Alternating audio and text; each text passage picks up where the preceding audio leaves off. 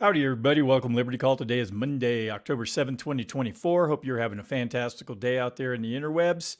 It's a beautiful day here again in Colorado. The leaves are starting to turn here in my yard. So it's not quite like it is over like in, what was that? Aspen, that area of the state where you got a lot of the aspen trees, which they get real pretty when they turn. I'm too lazy to drive over there. So, and the traffic's terrible because everybody wants to go look at the leaves. So anyways, good weekend. Texans won. I mean, that was the only sport I had. Well, and the Cougars won. The Cougars beat TCU, which was a little shocking because I was up doing some other stuff and I had it set to record. And I was making dinner, and my wife was in the den, doing some sewing and or cross stitch. And she's like, "Hey, do you want me to turn the Cougar game on for you?" I'm like, "Nah, they're probably gonna get killed." So I went out in the other room when I was done what I was doing, and Cougars are winning. They're up like 2 touchdowns. I was like, holy crap. And they held on to win, which was good. So same with the Texans. They got a big lead on the Bills yesterday and managed to hold on and kick that field goal as time expired to win the game. Anyways, all right, let's get into the numbers for today. If you out there could do me a favor, give me some thumbs up, a like, share, subscribe, follow, and press the notification bell. All righty, let's get into today's numbers. Lots of red, unhappy markets. Dow Jones was down 0.94%, 398 points, closed at 41,954. S&P 500 down 0.98%, 56 points, closed at 56,94. NASDAQ down 1.17%, 211 points, closed at 17,926. The VIX was up 17.86% today, 3 points. It's currently at 2264. Canada down 0.25%, Brazil up 0.14%, and Mexico down 1.04%.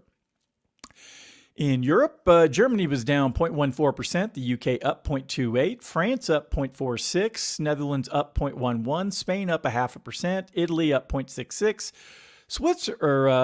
Switzerland down 0.01%, and Portugal up 0.69%. Russian exchanges both red today. MOEX down 0.35%, or RTSI down 1.59%. And the overnight markets, some of them were open. The Nikkei was up 2.05%, Australia up 0.68%, New Zealand up 0.83%. Looks like most of the Chinese markets have been closed since the 30th. The Hang Seng was open. It was up 1.6%, and the Taiwan weighted was up 1.79%. All right, so those are the markets. Feel smarter? I know I do. All right, let's get to the weekly economic update. I apologize for anyone who normally gets my newsletter. This is not going out today. For some reason, my company that I download this from, it's not working, so I'm going to just have to read this. So if you normally expect it in your email, I apologize. So I'll try to get it out if it'll allow me to download it this week. All right, so stocks were essentially unchanged last week as geopolitical tensions added some volatility to an otherwise quiet trading week. The Dow Jones was flat at up 0.09%, while the S&P 500 ticked up 0.22%. NASDAQ was flat, up 0.10%, and overseas markets were down 3.74%. Stocks flat, oil spikes. Stocks posted modest gains on Monday, encouraged by upbeat comments in a speech by Fed Chair Jerome Powell. However, the modest gains pushed the S&P 500 and Dow to fresh records. As Middle East tensions escalated on the first day of October, stocks fell, bond yields rose, and oil prices rose as the news unfolded. On Wednesday, all three averages were flat. An ADP report showed higher than expected private sector job growth at a metric investors. Let me make this bit. There we go. A metric that investors, where was I? Here we are. Focus on. Oil prices continued to rise as investors watched the developments in the Middle East. Then on Friday, stocks rallied after the Labor Department's September jobs report topped expectations. Jobs out front. The Labor Department's job report gave investors some much welcomed insights into the job market. At its September meeting, the Fed indicated it was watching the jobs market as closely as inflation. So updates on the jobs market are now considered as important as inflation reports. The report showed employers added 254,000 jobs, about 100,000 more than economists expected.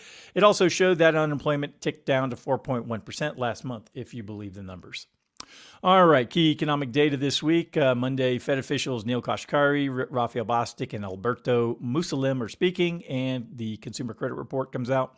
Tuesday, international trade in goods and services, and Fed officials Raphael Bostic and Susan Collins are speaking. Wednesday, the FOMC minutes. That's exciting stuff.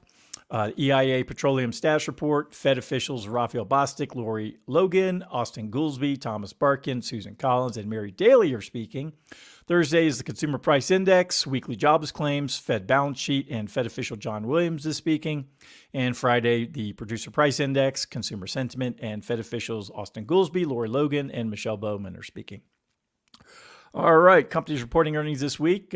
Tuesday, we have PepsiCo. Thursday, we have Infosys, American Noble Gas, Delta Airlines, and on Friday we have JP Morgan Chase, Wells Fargo, Progressive, BlackRock, and Bank of New York Mellon Corporation. All right, so that's that. Feel smarter, folks? I know I do. No one's watching, so what am I saying? Anyways, all right, let's get to the market recap. U.S. stocks slip as cooling bets on jumbo rate cuts push Treasury yields higher. U.S. stocks dipped on Monday, driven by a surge in Treasury yields following last week's robust jobs report, which dampened hopes for a substantial Federal Reserve rate cut in November. The September jobs data, which surpassed expectations, suggests the Fed may proceed with smaller rate cuts of 25 basis points for now, as noted by Goldman Sachs. This development has cooled recession fears, but tempered expectations for aggressive monetary easing. Why are we easing monetary conditions? I mean, inflation is still here. I mean, nothing has gotten cheaper. We've had zero deflation. I mean, maybe oil, was in a deflationary period a little while ago, but not so much anymore. All right, where was I? In the days ahead, several Fed officials are speaking, including Michelle Bowman, Neil Kashkari, and Raphael Bostic are scheduled to speak, potentially offering further insights into the Fed's monetary policy stance. Additionally, the minutes from the Fed's September meeting are due on Wednesday, which may provide more clarity on the Fed's approach to rate cuts. Investors will also be closely watching the upcoming Consumer Price Index inflation data for September, which could further influence interest rate expectations. The third quarter earnings season begins this week with major banks like JP Morgan Chase, Wells Fargo, and Bank of New York Mellon set to report on Friday. Investors will scrutinize these reports for indications of how well corporate earnings are coping with the interest rates and persistent inflation. Despite recent market volatility due to rising geopolitical tensions, the S&P 500 remains up 20% for the year, trading near record highs.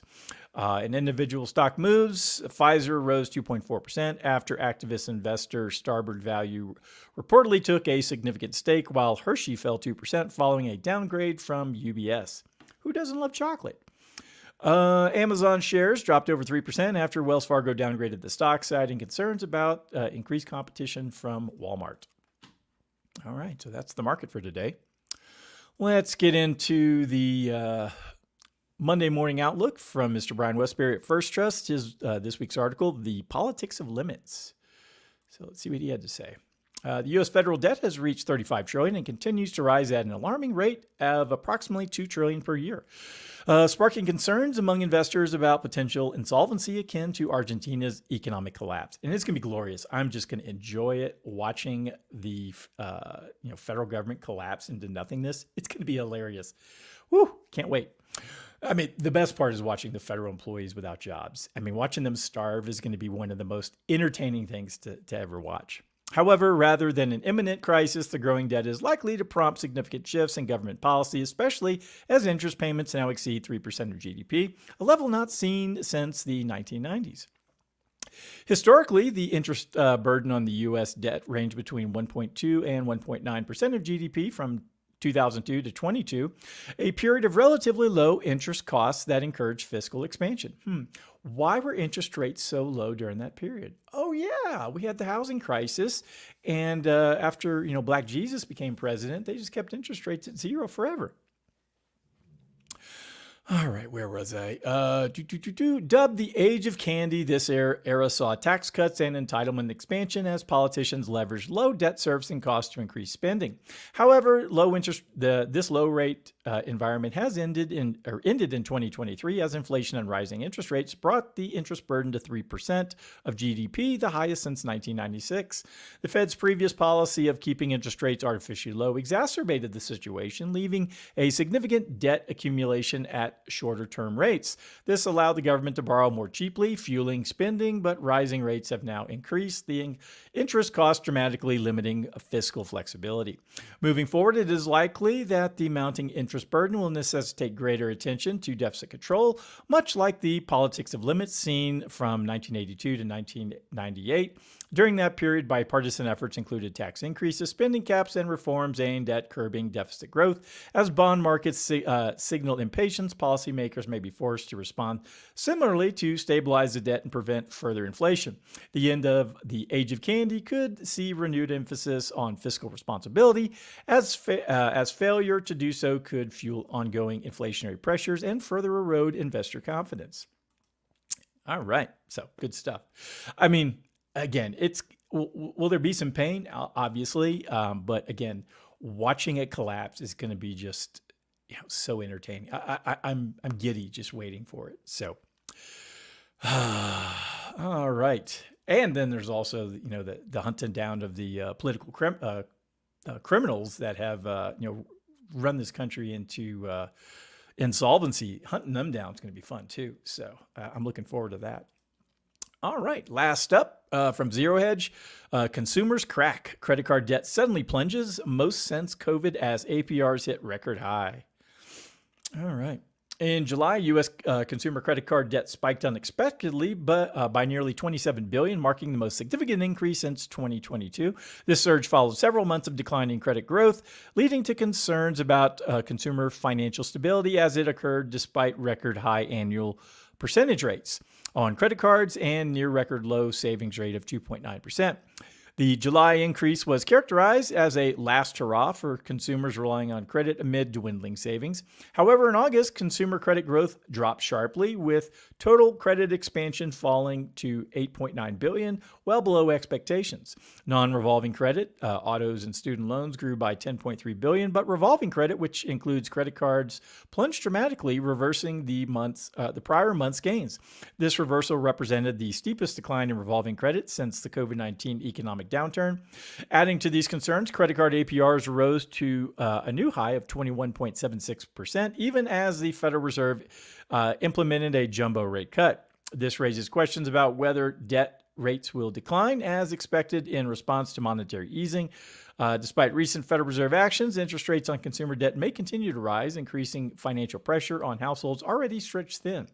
Compounding these issues, recent revisions to government-reported savings rates from a record low of 2.9% to a more favorable 4.8% have been met with skepticism, suggesting that the official data may not fully reflect the financial strain on consumers. With credit card spending on the decline and consumer cash reserves at historic lows, there are increasing doubts about the sustainability of consumer spending on the broader economic stability in the months ahead. All right. Well, that is everything that I had for today. If anyone needs anything from me, please go to dsafinancialgroup.com. Doodle-doo-doo-doo. That's where all your financial planning needs can be addressed. So feel free to go there and hit me up for some help. All right. Well, hope everyone has a wonderful evening, and I'll talk to all y'all again next time. Adios.